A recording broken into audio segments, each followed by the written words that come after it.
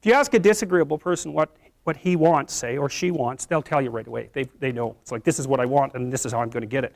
But agreeable people, especially if they're really agreeable, are so agreeable that they often don't even know what they want, because they're so accustomed to living for other people and to finding out what other people want and to trying to make them comfortable and so forth, that it's harder for them to find a sense of their own desires as they move through life.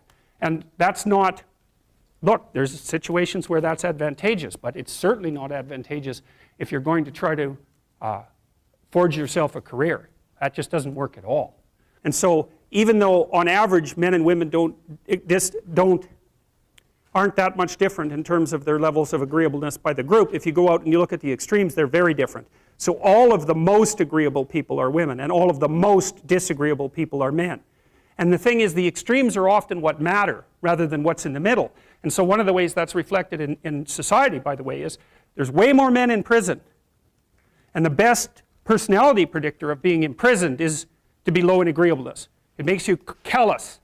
Now you might think, well, what's the opposite of compassion and politeness? And the answer to that is, I think it's best sort of conceptualized as a trading game. So let's say that we're going to play repeated trading games. And if you're very agreeable, then you're going to bargain harder on my behalf than you're going to bargain on your own behalf. Whereas if you're very disagreeable, you're going to do the reverse. You're going to think, I'm in this trading game for me, and you're going to take care of your own interests. Where an agreeable person is going to say, no, at best this is, at worst this has to be 50-50, but I'd like to help you every way I can. One of the things you have to be careful of if you're agreeable is not to be exploited, because you'll line up to be exploited. And I think the reason for that is because you're wired to be exploited by infants. And so that just doesn't work so well in that actual world. And one of the things that happens very often in psychotherapy, people come to psychotherapy for multiple reasons, but one of them is they often come because they're too agreeable. And so what they get is so-called assertiveness training, although it's not exactly assertiveness that's being trained. What it is the ability to learn how to negotiate on your own behalf. And one of the things I tell agreeable people, especially if they're conscientious, is say what you think. Tell the truth about what you think. There's going to be things you think that you think are nasty and harsh. And they probably are nasty and harsh. But they're also probably true. And you need to bring those up to the forefront and deliver the message. And it's not straightforward at all, because agreeable people do not like conflict. Not at all. They smooth the water. And you can see why that is in accordance with the hypothesis that I've been putting forward. You don't want conflict around infants. It's too damn dangerous. You don't want fights to break out. You don't want anything to disturb the relative peace.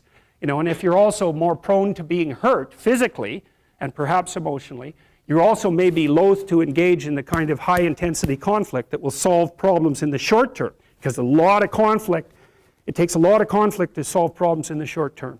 And if that can spiral up to where it's dangerous, which it can if it gets uncontrolled, it might be safer in the short term to keep the waters smooth and to not delve into those situations where conflict emerges. The problem with that is it's not a very good medium to long-term strategy, right? Because lots of times there are things you have to talk about because they're not going to go away.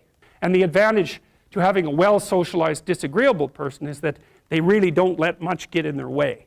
So if you can get a kid who's disagreeable socialized, that person can be quite the creature, because they're very forward-moving in their nature and very difficult to stop. But if you don't get them successfully domesticated, tamed, roughly speaking, by the time they're 4, their peers reject them.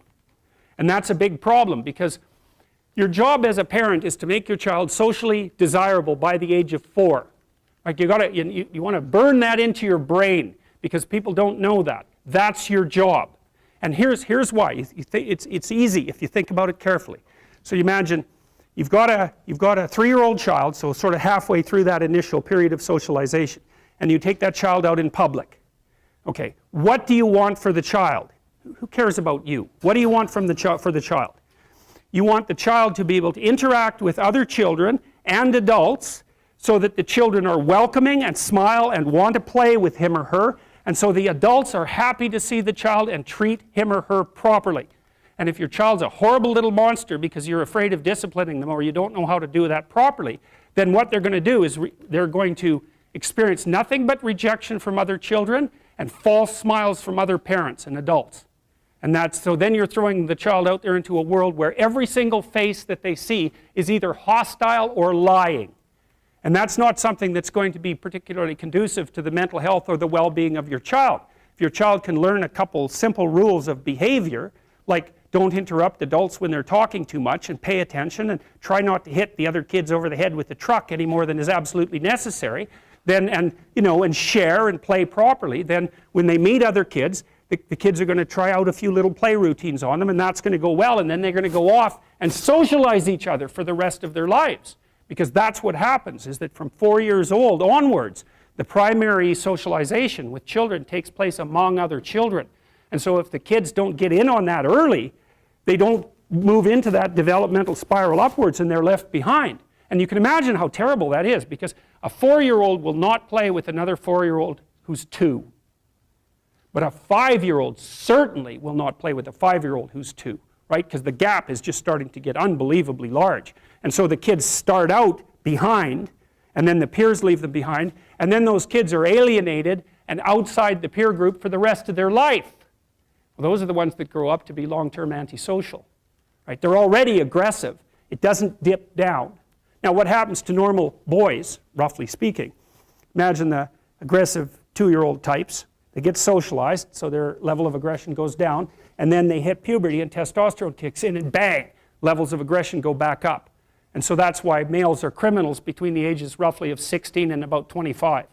So, and it matches the creativity curve, by the way. It's so cool. If you look at the spike of creativity among men, 16 to 25, then it starts to go down. Criminality matches that absolutely perfectly. So that's quite cool. So, and so the testosterone levels raise the average level of aggression among men. It's more dominance than aggression, actually, and testosterone is by no means all bad. And then it starts to decrease at about age 25 or 26, which is usually when men stop staying up late at night, stop drinking as much, develop a full-time career, and take on the burdens and responsibilities and opportunities that are associated with a long-term partner and family.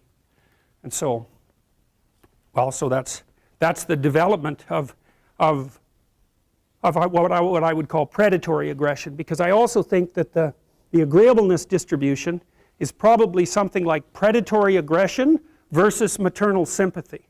It's something like that.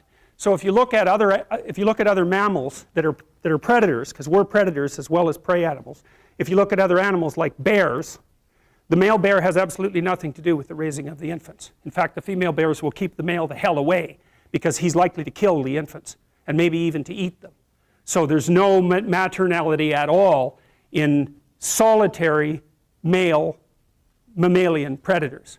It's really useful to investigate the viewpoints of people who have opposing views to yours, because they'll tell you things. Not only will they tell you things you don't know, they'll also tell you how to see the world in ways that you don't see it.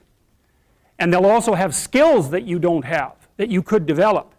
So for example, if you're an introverted person, it's very useful to watch an extroverted person, because the extroverted person has ways of being in the social world that aren't natural to you, that you can use to improve your toolkit.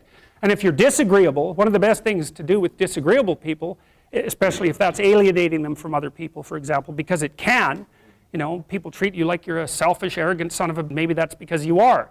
It's like, okay, so what do you do about that? One of the most promising treatments, let's say, for that is get the person to do something for someone else once a day, just as a practice, and learn how to do it. Maybe you can wake the circuit up, if you think that it's lying dormant in you, which is probably right. I think we have a very wide range of propensities within us. Some are switched on, genetic propensities. Some are switched on, but I think that if you put yourself in the right situation or walk yourself through the right exercises, you can switch some of these other things on as well. But it takes work and dedication and discipline. I would say, generally speaking, if you want to adapt yourself properly to life, you should find a niche in the environment that corresponds with your temperament. Right? You shouldn't work at cross purposes to your temperament, because it's just too damn difficult.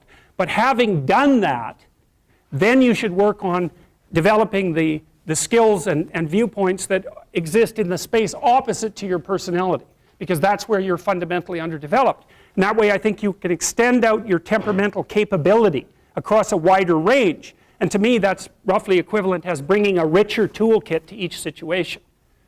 You know, so if you're hyper extroverted, you should probably learn to shut up at parties now and then and listen just to see what's going on, to see if you can manage it, you know. And if you're introverted, well, then you should learn how to speak in public and to learn how to go to parties without hiding in the corner and saying nothing to anyone. You know, and if you're agreeable, then you need to learn how to be disagreeable so people can't push you around. And if you're disagreeable, you need to learn how to be agreeable so that you're not an evil son of a bitch. So, and the same thing applies even in the conscientious domain. It's like if you're too conscientious, you need to learn to relax and let go a little bit. And if you're unconscientious, it's time, like, get out the Google Calendar, man, and start scheduling your day, right? And beat yourself on the back of the head with a stick until you're disciplined enough so that you can actually stick to something for some length of time and not living in absolute squalor, which is something that would characterize someone who's very disorderly, for example, because they don't notice. It doesn't bother them, disorder. It's like, maybe they can see it, but it doesn't have any emotional valence, and so it doesn't have any motivational significance. You know, so the other thing you might want to think about too, if you're choosing a partner, is try not to choose someone who's too distant from you on the temperamental variables, because you're going to have a hard time bridging the gap. You know, it's hard for an introverted person and an extroverted person to coexist. And it's really hard for an orderly person and a disorderly person to coexist, because they will drive each other nuts. Why don't you pick up? Why are you so obsessed by it? That's the basic argument, you know. So it's useful to know about your temperament so that you can negotiate the space with your partner as well. And I don't think you should try to find someone who's exactly the same as you, because then you don't have the benefits of the alternative viewpoint. But you got to watch it, because you may hit irreconcilable differences of various sorts. And I've seen that most particularly among couples who are high and low in openness. That's a rough one. And also high and low in conscientiousness. That's another rough one, because they just cannot see how the other person sees the world at all. Upgrade your style with JnS. And remember, when they sleep, we grind.